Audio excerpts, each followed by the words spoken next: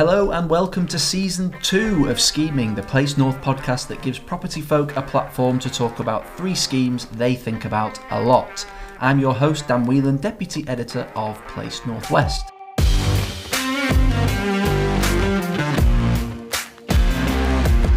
Today's guest is a Stirling Prize winning architect who has been plying his trade for more than 40 years. In 1996, he became the inaugural winner of the Stirling Prize for a university building in Salford. More about that in a minute. And is currently overseeing the construction of Gary Neville's £400 million St Michael's scheme in Manchester. Joining me today to talk about 3 schemes that he thinks about a lot is Stephen Hodder, founder of Hodder Partners. Stephen, welcome to the pod. Thank you, Dan. So, before we get into your 3 schemes, I wanted to ask you about the Centenary building in Salford, which has hit the headlines recently. You designed it. It won the Stirling Prize in 1996, the first ever Stirling Prize under that name. But it is now going to be demolished. And that has caused a bit of consternation in some quarters. Tell me sort of your thoughts on that. Tell me about the project first of all, and how it came about, how it felt to win the Stirling Prize, and then tell me how you feel about the fact that, in a few months' time, it'll be no more. Yeah, I thought you might want to talk about the Centenary. Our client was University College, Salford, and they secured a grant from the European Regional Development Fund in 94, and we had to be on site very quickly, so we were appointed in September that year and had to be on site by December. We were actually on site when University College merged with the university. The original design was for a faculty of electrical engineering, but the university already had a faculty of electrical engineering, so it became, whilst we were in construction, it became art and design technology. Right, okay, so it changed mid. Yeah, so it was repurposed even during its construction, and we had a client or a user who really knew how to use that building, so I mean it was a wonderful project to work on. I think the success that it had in the RIBA Awards was totally unexpected. You always do your best in a project, but in 96, in the summer of 96, it received the inaugural Stirling Prize, which was quite remarkable for a young architect, I think. And did you feel a bounce from that in terms of how it catapulted you in your career? Yeah, I actually think that success came a little bit early in the timeline of the practice. I mean, I was only 39, right, and suddenly we were competing against some big names. We were competing against Richard McCormack for the centre of Coventry. We were up against Michael Wilford and Michael Hopkins for the Jubilee campus in Nottingham. And there were only 6 of us in the practice. Wow. So we were working really hard, long nights, and I don't think we were prepared for what followed. Okay. But yes, there was no doubt that it really catapulted the practice into another level. And what do you think it is about the building? Because you mentioned that the end user had a very clear idea of what they wanted, but it has been vacant for the last decade. Was it maybe too specific in its construction, and it didn't lend itself to refurbishment or reuse? Yeah. Why do you think it sort of met the fate that it has ultimately? There's been quite a bit of misreporting done, actually. It's true that Salford University, and the building, when it was completed there, I mean, it was owned by the Duke of Edinburgh and commemorated 100 years of the founding. But they consolidated their campus on the other side of the river. So it wasn't just the Centenary building that was vacated. There was an Edwardian building alongside which had media studies, and that was relocated as well. But again, what's not been reported was that it was then occupied by Channel 4. Okay. and they had a reality show called The Circle, and all the editing suites were in the Centenary Building. Yes, because the apartment building opposite is, exactly. is what they used. Okay. So it was actually only 2021 when the building became vacant. But again, you know, there's an example of the building being repurposed in its life. I thought that when, I mean, it was you recall that it was reported that they were investigating with the conversion to a school, which I thought was brilliant, you know, because the studios would adapt themselves really well to classrooms. And then 5+ produced a framework for the Crescent. And with all the residential development that's going on around there was a suggestion in that the building would be retained, but again repurposed for local facilities, doctor's surgery, kindergarten. And again, I thought, you know, what a wonderful role for the building, because, you know, I always conceived it as almost like a shopping mall, you know, with the studios being the sort of shop front side to side. And so I thought that the idea of the public of that the street that runs down the centre as being the sort of public concourse and that. We were invited by the university to submit a fee proposal to look at the repurposing of it, and unfortunately we never received a response.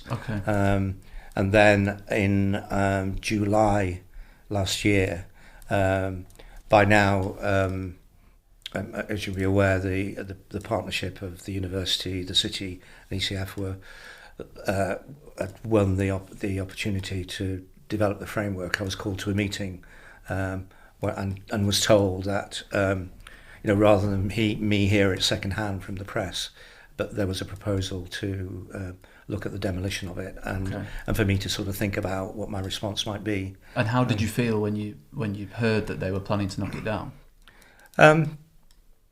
Well, as I think I've said, I mean, I've tried to stand back from it because obviously the building was hugely important to the practice.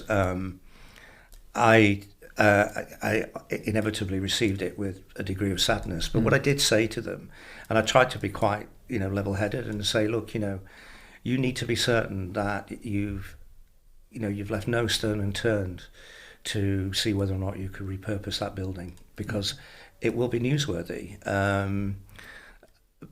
What I also said was, because as a Stirling Prize winner, we were one of the original signatories to Architects Declare, you know, which is the network of architectural practices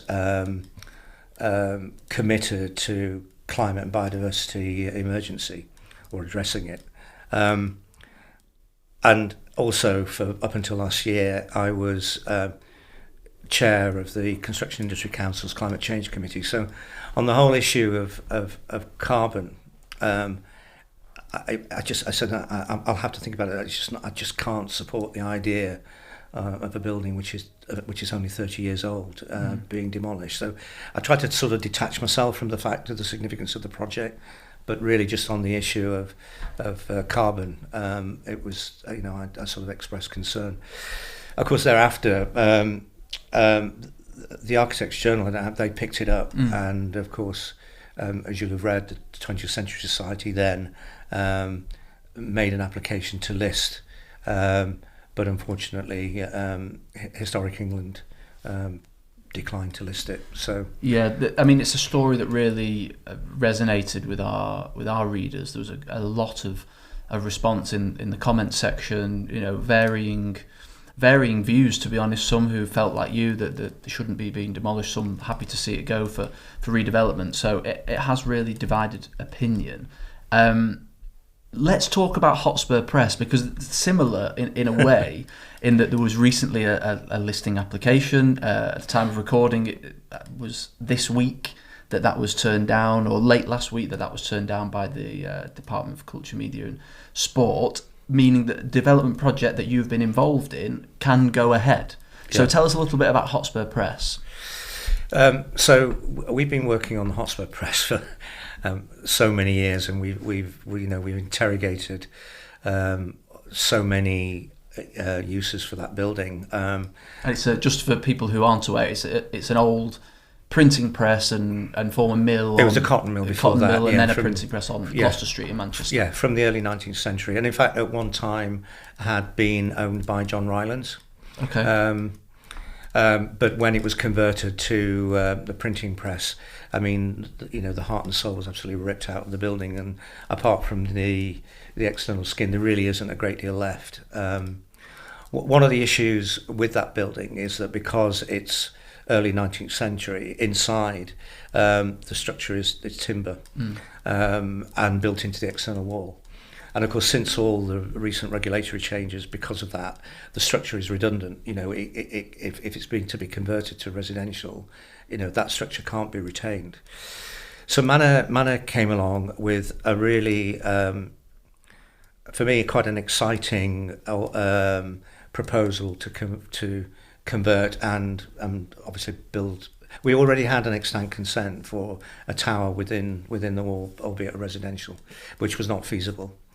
So they wanted to sort of pick up that as a strategy, but their ambition for student accommodation, is wonderful, and we have a really visionary client there. So we reinvented the scheme for student accommodation, secured planning permission for it, and then within weeks of that, someone applied.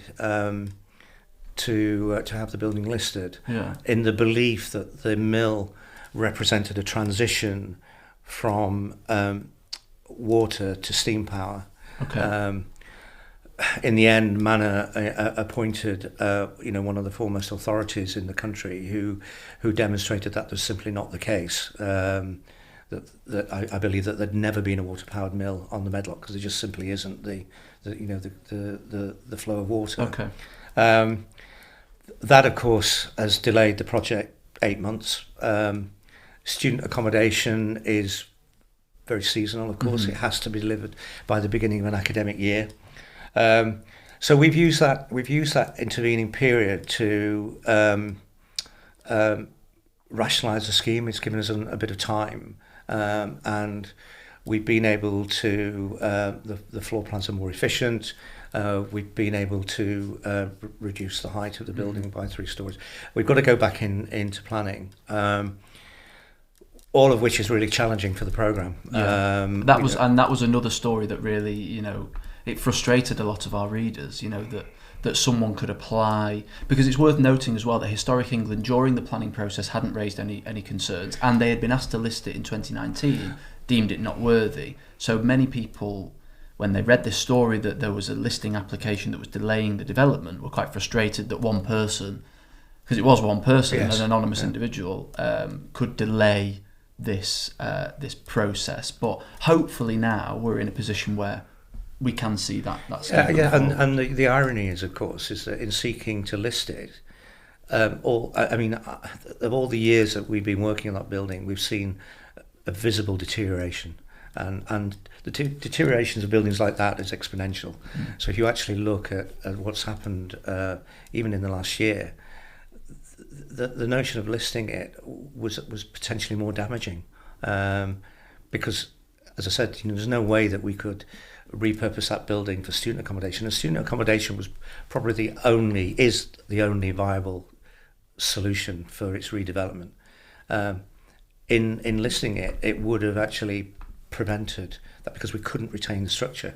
And I think that there was a risk, and as you'll be aware and as you've reported, there were a whole number of people, and including the city, who said, look, listing it could really cause a problem for the building. The Manor's solution is the only way of retaining as much of the building as we can, and of course it's more than the building as well, because the development is a vehicle for where the weaver sheds are now. We know we're going to be creating a new square for the Macintosh Village. It also facilitates a pedestrian link through to First Street. So there's more to that project than just really regenerating the building. It really is a piece of townscape as well. And Manor have been incredibly supportive in that. Excellent. So we've already spoken about 2 schemes. So it's 5 schemes today for the price of 3. So let's get on with the scheming, shall we? So as you know, today's podcast I'm going to ask you about 3 schemes. The one you're most proud of, the one you wish you had done, and the dream scheme. So without further ado, let the scheming begin.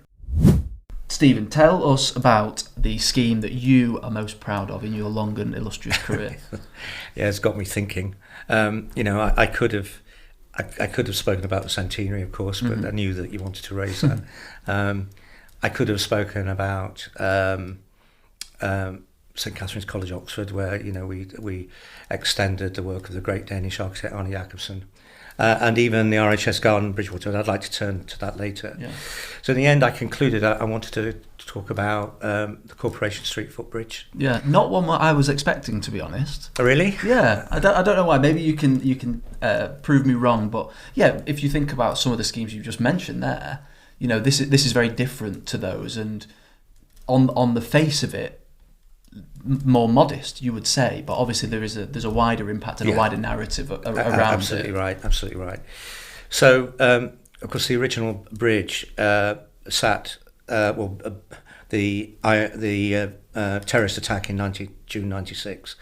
The van sat beneath the bridge that was there previously, alongside the post box, and of course, thankfully there were no fatalities, but over 200 people were injured, and the damage it caused to the sort of commercial and retail infrastructure in the city was enormous. We were invited to compete for the reinstatement of the new bridge. There needed to be that connection from what was going to be the new Marks and Spencers and the Arndale, which was being extended out into Corporation Street footbridge. We presented a vision, and it's one of those competitions where sometimes you wonder whether it would have been best to have come second, because having been awarded the project, the technology had never been achieved before. It's a hyperbolic paraboloid, which is a sort of a pure piece of geometry, and has been used in the delivery of towers, but never before in a bridge. Okay. In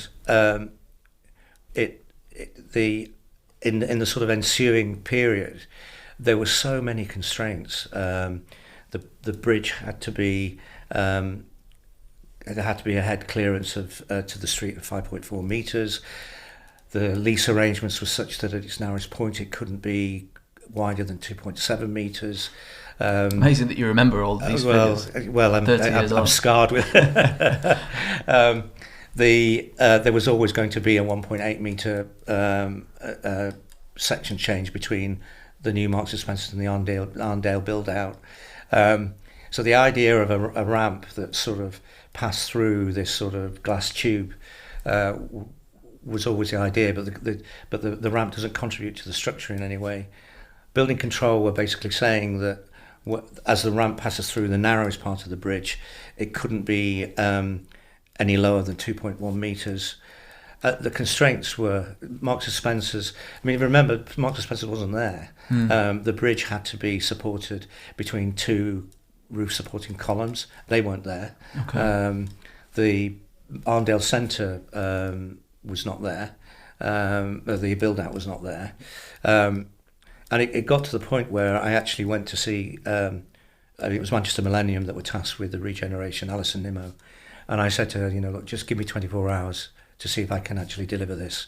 It was compounded by the fact that Bovis were actually building on either side of Corporation Street footbridge, and the openings in both were 4 degrees apart.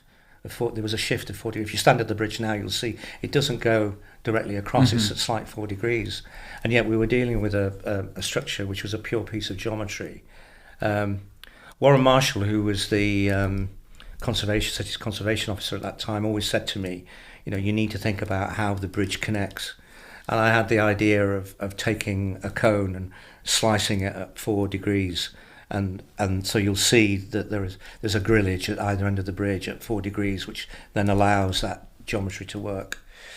It was the first project that we we modelled in 3 dimensions. It was the only way in which we could deal with all those constraints. That's interesting. And it was made in Horwich, transported in one piece, lowered in place one Sunday, and then obviously it had to be glazed. But I couldn't have done it without Arup. But more than that, the glass technology had never been. I mean, there was a huge learning curve. The glass technology had never been done before. So Arup facades were appointed. Our fee was £50,000, which we'd spent in meetings before we even started drawing. If you had the chance, if that opportunity came up again, would you, if you had your time again, would you bid for that? It sounds like it was a bit of a headache. Because it was really it was a small contribution to the regeneration, but for me, and when the bridge was completed, for me it almost felt personally as if the city was on the way to recovery after the attack, and I always remember, so anecdotally, on the day of the opening, just before the millennium, and Sir Richard Leese and Stryland Cockshaw was standing in the middle of the bridge at the narrow point, waiting to cut the ribbon, and there were 100 people on the Marks and Spencer side, which was now complete, and 100 people in the Arndale, and the ribbon was cut, and these 200 people converged in the centre of the bridge. I was there with the structural engineer, and sweating. He was ashen-faced, because I said to him, "Did you ever anticipate there being 200 people standing on the bridge?" But no, I mean, I think for me, I just love, I love Manchester. I love being, and for us to have made that contribution, I think was immensely powerful, and that's why I chose it. Yeah, no, absolutely, and thousands of people. Tens of thousands, hundreds of thousands, possibly even millions of people have used that bridge and probably never given it a second thought. But now they have sort of the backstory to it, and it is fascinating. And I just want to read the sentence that describes it on your website, actually, Stephen. So it says, "The footbridge takes the form of a hyperbolic paraboloid of revolution and appears as a lightweight glazed membrane stretched across the street," which is both mind-boggling and quite beautiful at the same time, and it looks like something out of the Crystal Maze. It looks like one of those finger traps that you see as well. It really is a fascinating structure. It's a piece of sculpture in the street, and I think anyone listening to this now will be keen to get out and have another look at it. I think before we came recording today, I went out and had a look at it. Right. Yeah, I did, and it really is a fascinating sort of structure. And won 5 awards. Wow, really? Yeah. Brilliant. So, fantastic start. Let's move on to talk about the one you wish you had done. Various people on this podcast have interpreted this in different ways. So there's 2 main ways you can interpret this. The one you wish you'd done, it could be a scheme that you admire, that you really wish that you had been involved in, or it could be one that you were involved in but actually never came to pass. So the one that got away, if you will. How have you interpreted this, and what scheme have you chosen for the one you wish you'd done? It probably meets both of those criteria. Okay. So round about that time. 1996 was a busy time. Yeah, although this was just before that. This was just at the launch of the lottery, right, in 94, 95. Mm-hmm. So the city held a competition for the extension to the City Art Gallery, and I always think remarkably, because we had some really couple of practices in the city that I admired. It seemed to sort of leap that generation, and the practice which is now Simpson Huff and ourselves were the only Manchester practices shortlisted in the competition. Okay. The other 4, I think, were sort of big names in London practices, well recognised. And I'd never designed a gallery before. Just amazing. It was the City Art Gallery and the Athenaeum next to it. Wonderful buildings by Sir Charles Barry. And I was approached again by Arup, who said to me, "Look, would I think about a joint venture with an architect called Barton Myers?" And Barton Myers had won the Royal Architectural Institute of Canada's, their equivalent of the Royal Gold Medal. Okay. He had gallery and museum experience, and so the idea of, we were a young practice, geographically, well located. He had the experience. I was quite sort of attracted to that as an idea. Yeah. So on the day of the briefing, he's based in Beverly Hills in California. So he flew in and on the day of the briefing, and he sort of presented floor plans of sort of an outline design, and we hadn't even had a sort of discussion, and so what unfolded over that was sort of at the end of autumn. The submission was just before Christmas, '94. What sort of unfolded was a sort of a challenging but productive relationship, I think. Okay. He had the idea, so the submission was four drawings mounted on foam board, lightweight foam board. Barton didn't want to do that. He wanted to produce sectional models, believing that, because there were the panel of assessors, there was quite a significant number, many of whom were lay people, and so he thought that for people to be able to inhabit these sectional models was the way. I was terrified that we were, worried that we were going to be disqualified because we were not meeting the requirements of the submission. But anyway, these panels, we had to complete the panels. They were flown into Luton. I had a guy at Luton Airport waiting to collect these 4 models, and then we had to complete the models overnight with the elevations. He produced the sectional models and the plans. So we, the day of the presentation, again he flew over, and we came second. But this time we did come second. Although that Michael Hopkins overwhelmingly, won the competition. Okay. And that's what there's now. It would have been, we've never, even today after 40 years of practice, we've never, other than the old Cube Gallery, we've never really designed a gallery. And I often thought it would have been, what a wonderful project. And when you see that what's there now that Hopkins delivered, really calm, beautifully detailed. Bill Taylor, who was the managing director of Hopkins, who I got to know very well, always sort of said to me that as they developed the design, it came far closer to ours, right. which I had to sort of swallow. And did you stay in touch with Barton afterwards? No. That was enough. That one experience was enough.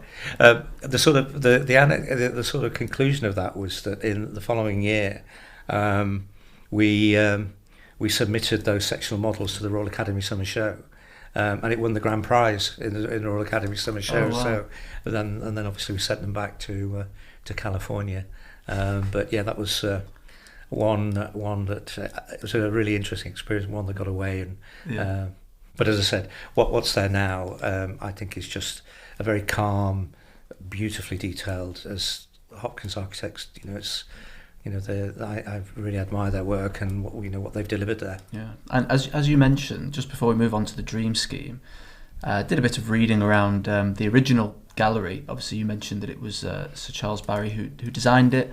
Sir Charles Barry, for those who don't know, was the man who designed the Elizabeth Tower in London, so home to Big Ben, the bell, and also a church in Whitefield, which is just up the road from where I live. So a real eclectic mix of schemes. But he had a very definitive, very sort of distinctive style, didn't he? Yeah, and he did on Liverpool Road. He did a little chapel there, which became Roger Stevenson's office. Okay. Obviously, they moved out, but Roger and that practice then sort of intervened with bits of beautiful interior. But I mean, the symmetry of that plan we extended through into our proposal. But as I said, if you look at what was delivered there now, is a remarkable similarity which Bill Taylor acknowledged. Brilliant.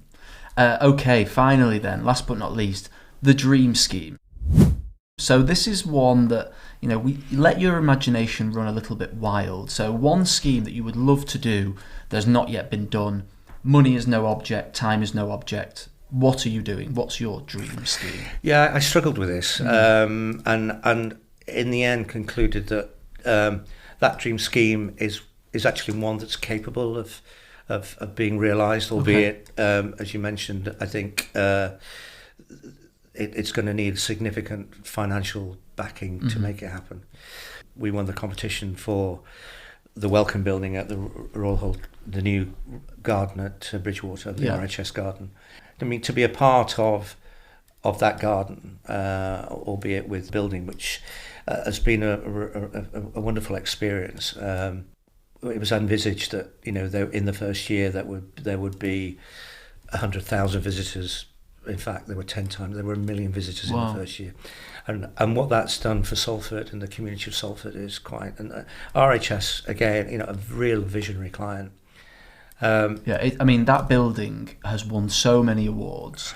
It is a beautiful building. It's huge. So much light in there, and the way it connects with the water at the back as well.